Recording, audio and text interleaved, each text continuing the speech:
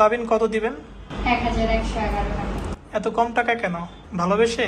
হ্যাঁ, আপনি কি কাবিনের টাকাকে বেশি গুরুত্ব দিচ্ছেন না ভালোবাসাকে? নিশ্চয়ই ভালোবাসা।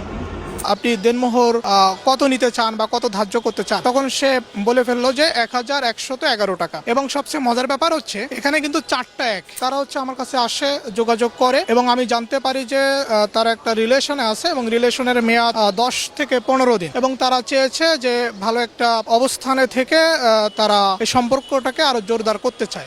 সেই জায়গা থেকে আমি যখন এই বিয়ের কার্যক্রমটা শুরু করি এবং মেয়েটিকে জিজ্ঞেস করি যে আপনি দেনমোহর কত নিতে চান বা কত ধার্য করতে চান, তখন সে বলে ফেললো যে 1111 টাকা। এবং সবচেয়ে মজার ব্যাপার হচ্ছে এখানে কিন্তু 4টা এক এবং সে এটাকে ব্যাখ্যা করলো এভাবে যে আমার ভালোবাসায় কোনো ত্রুটি নাই, এই কারণে আমি এই অঙ্কটাকে সমান করে রাখলাম, অর্থাৎ 4টা এক 1111 টাকা। তো আমার কাছে এটা খুব ভালো লাগছে যে যেখানে হচ্ছে অনেক মেয়ে এক প্রকার কাবিনের ব্যবসা শুরু করে দিচ্ছে, সেখানে এরকম একটি মেয়ের কাজ করতে পেরে আমি নিজেকে আসলে আইনজীবী হিসেবে ধন্য মনে করছি। আসলে আমরা এটাও দেখি যে বিয়েগুলো দীর্ঘস্থায়ী হয়, আবার হয় না। আমরা দুই ধরনের পরিস্থিতি দেখি। অনেক সময় বিয়েটা আবেগে হয়, পরবর্তীতে যখন সংসার লাইফে যায় দুইজনের মধ্যে অনেক ঝামেলা তৈরি হয়, সেই ঝামেলা থেকে বিয়েটা স্থায়িত্ব পায় না। আর অনেক সময় দেখা যায় যে না, আমি আমার জীবনকে স্যাক্রিফাইস করে যাকে ভালোবেসে গ্রহণ করেছি তার সাথে সারা জীবন কাটাবো, সেখানে কিন্তু দুইজনের পক্ষ থেকে স্যাক্রিফাইসটা করতে হয়। 30 লাখ টাকা দেনমোহর সেটাও কিন্তু ভালোবেসে ছিল। যে ছেলেটা ওই আপুটিকে ভালোবেসেছিল সে ভালোবেসে কিন্তু 30 লাখ টাকা দেনমোহর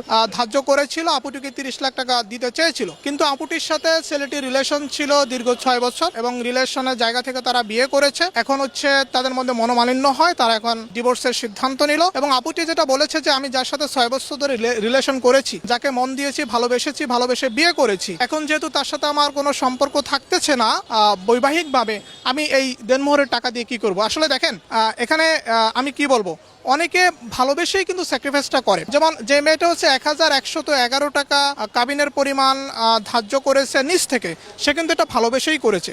আর যে মেয়েটা তার হাজব্যান্ডের কাছ থেকে দেনমোহরের পাওনা 30 লাখ টাকা রিসিভ করলো না, সেও কিন্তু ভালোবেসে এটাই করেছে। অর্থাৎ তারা দুইজনেই ভালোবাসার জায়গা থেকে এই কাজগুলো আসলে হয়ে থাকে। এইমাত্র হচ্ছে শাহিন ভাই এবং হচ্ছে শায়লা আপু একে অপরকে ভালোবেসে বিয়ে করলো। সবচেয়ে বড় ব্যাপার হচ্ছে তারা কিন্তু বিয়ে করার পরে প্রেম করবে সিদ্ধান্ত নিয়েছে। আমরা জানি যে আমাদের সমাজে প্রেমের নামে অষ্টমী চলে, তারা সেটা হয়তো করতে চায় নাই, তারা প্রথমেই বিয়ে করে নিচ্ছে, বিয়ের পরে হচ্ছে প্রেম করবে। এবং আরেকটা গুরুত্বপূর্ণ তথ্য হচ্ছে যে এই শায়লা আপু হচ্ছে কাবিনের টাকা অর্থাৎ দেনমোহর সে নিজ থেকে বলেছে 1111 টাকা, যেটা আমার খুব ভালো লেগেছে। ওকালতি জীবনে কিন্তু এরকম দেখি নাই যে এত কম টাকা দেনমোহর নিয়ে থাকে।